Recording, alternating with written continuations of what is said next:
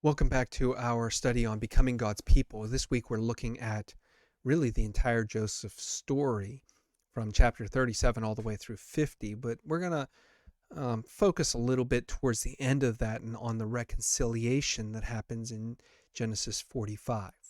But in Genesis 37, we see Joseph having a couple of dreams where he is going to be powerful and blessed by God, where he's going to be elevated above his brothers.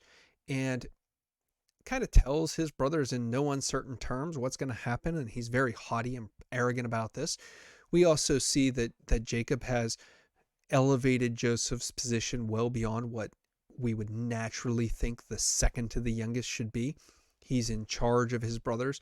I can't imagine that too many individuals would be happy if they were somewhere in their late 30s, even maybe 40, and some teenager was put in charge of them. That probably would not go over very well. I can understand a little bit of the hostility there, but can't really understand what Joseph's brothers do. They sell him into slavery, and this obviously creates a huge rift within the family. Jacob is understandably distraught when they bring him Joseph's clothes under the guise that an animal has destroyed him. The family is torn apart, and this theme is kind of the major storyline throughout the entirety of the Joseph saga. His experience in Egypt, he is elevated into a position of power, but that position of power comes with confrontation of his brothers, and he is now forced to confront them, and they are forced to confront him. And the final challenge of the story is, how are you going to deal with your brothers? Joseph is asked this. Implicitly, Joseph is asked this because he recognizes his brothers, and he has many opportunities to do many different things. He has the power and the position to treat his brothers however he wants to. His brothers are asked this question.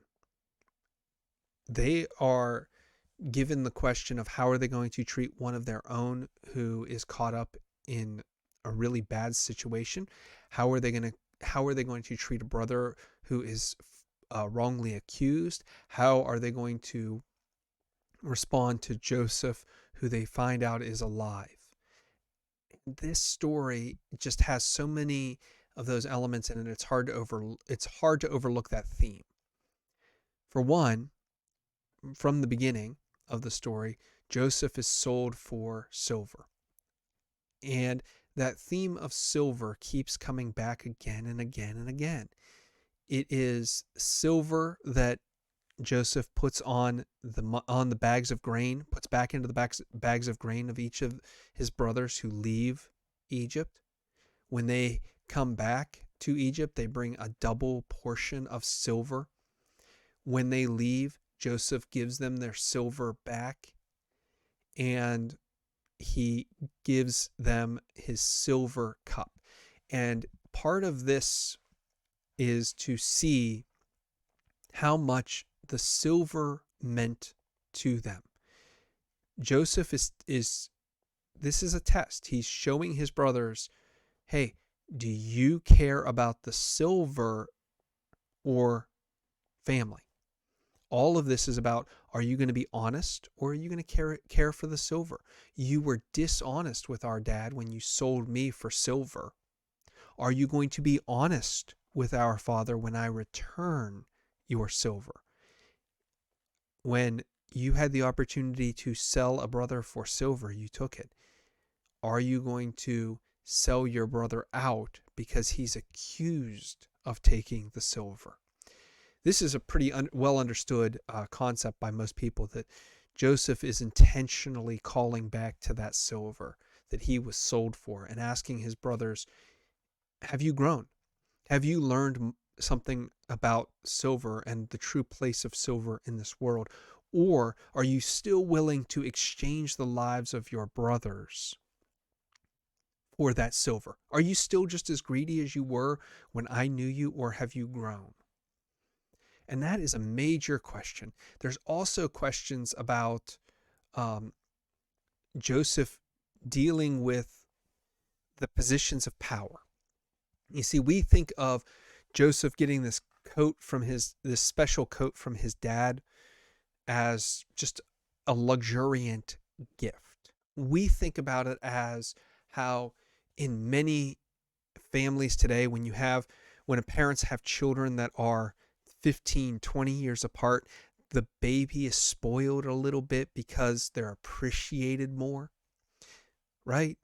We know these stories. We know these people where they have one kid and they are in their late teens, early 20s, and then they have another kid in their when they're closer to 40, and the second child is spoiled partially because they have more, partially because they're able to appreciate the life of that child more than they were the first one. There's a lot of reasons. And so the second one, that baby becomes somewhat spoiled by attention, by gifts, all sorts of things. But that's not entirely what's going on here with Jacob and his sons. Jacob favored one wife over the other. He favored Rachel over his other wives. He favored Rachel's son over all of the others. He was giving him positions of power and authority over his brothers when he did not deserve it. And that created a family power dynamic. Joseph is trying here in his testing of his brothers in chapters 42 and on. His testing is about, where is that family power dynamic now? Is it the same group of men who sold me into slavery? Do they still have the same power dynamic, or have things changed? And you see, there's a lot of history here. So going back before chapter 37, we have two events that help us understand the power dynamics of the family.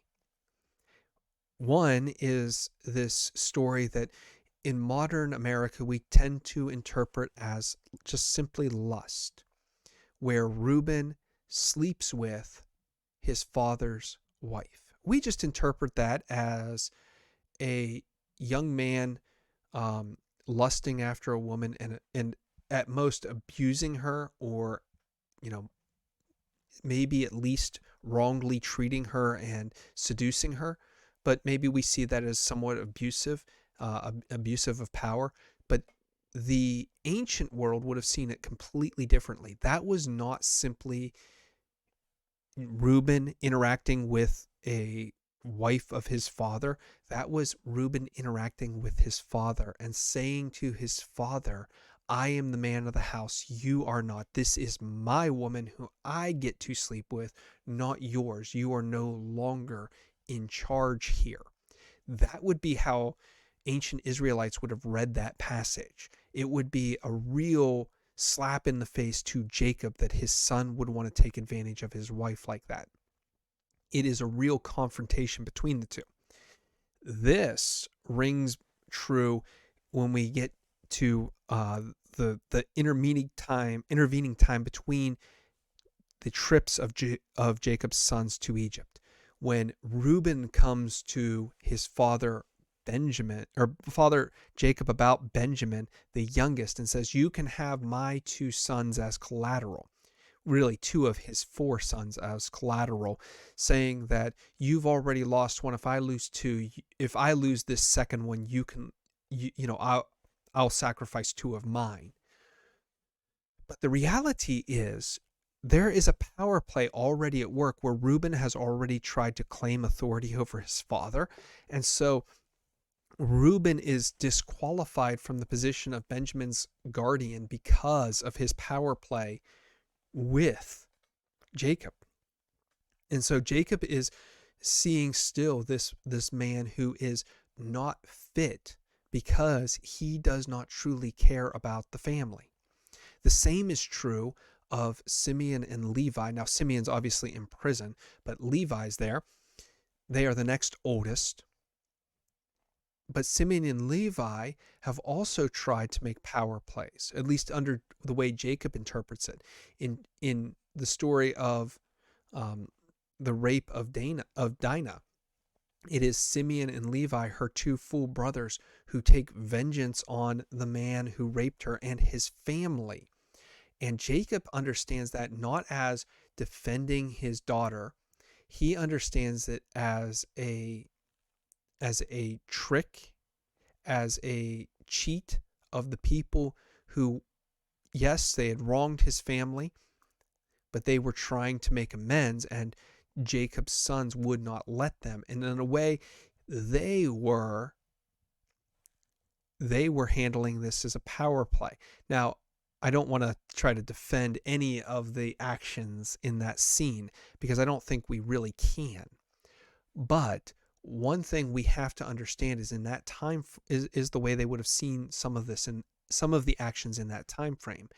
And the men who were responsible for the family members who were responsible for the man who raped Jacob's daughter were trying to make amends in their own way. Whether or not we can accept that, we at least have to understand that they were trying to make amends. And what Jacob saw was his sons acting in bad faith towards that family. And it caused again Jacob's family to be in a very vulnerable position.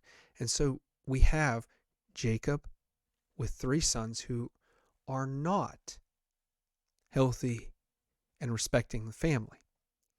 But Judah's different.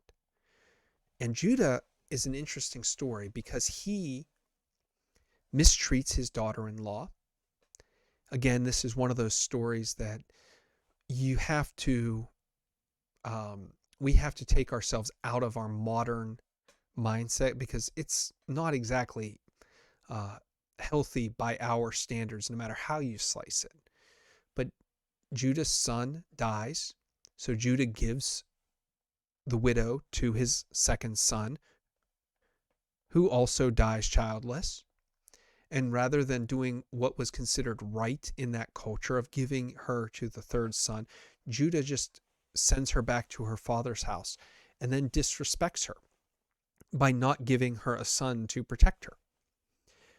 And in the end of that story, Judah himself is tricked into sleeping with her, but he learns that she is actually the more righteous because all she was trying to do was protect and provide for the family that he should have been protecting and providing for.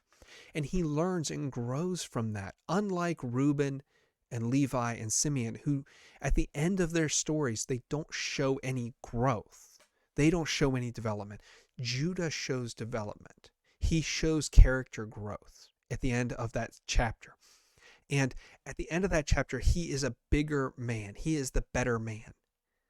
He has learned through hardship what it means to truly respect his family. And so when he encounters Jacob and says, "Hey, I will take responsibility for Benjamin," there's a level at which Jacob can understand that and go, "Okay." And then when Judah encounters Joseph and Joseph and Judah have both learned the importance of family, about respecting the boundaries of family, about protecting family, providing for family, helping family. And I think that's when Joseph starts to see that at least one of his brothers has grown. One of his brothers can learn this lesson of family. Now, here is the great thing. Here's what we see in the Bible. And this is one of the things that I've seen over the recent weeks. From Abraham all the way through Joseph, again and again, we see this pattern of conflict and strife in the family. God wants to build up Abraham's family, and there's constant conflict, constant strife. One brother is constantly thrown out of the house or it leaves the scene in favor of another brother. And here, when Judah and Joseph both finally learn what it means to be family, they can unite their entire family together. They can keep not just two brothers together, as it is with Isaac and Ishmael, who are thrown apart, and Jacob and Esau, who are torn apart. No, they can keep 12 brothers together. And those 12 brothers, they become united, and their descendants, they form the nation that God promised Abraham. It's not until two individuals learn to overcome their childish strife and power hungriness, their warring, and learn to actually care for and unite around the family. It's when they learn that particular lesson that they are able to unite the family together and finally build this nation that God had wanted from the beginning. And it's then that God begins to work on building the people. And the people start becoming God's people. Because up until then, it was just one person with God. And now we start to see the seeds of God's people. Now, I skipped a lot this week. I know I wanted to get to Exodus for Lent. I really wanted to read through Exodus, kind of Lent, Easter, the two halves of Exodus 1 through really 15, kind of 15 to 20 is this middle ground. But 1 through 15, I wanted to read that during Lent, and then after 15, to read that kind of in Easter season and to divide that book up and spend a lot of time there. So I rushed through the end of Genesis. I'm kind of sorry about that, but as always, if you have questions or comments, if you're learning some things, I would love to hear those. Please drop them in the comments. Let me know how I can improve these. Let me know how you're hearing all of this and what you think about these stories as you grow and develop and become part of God's people also. So until we meet again, God bless.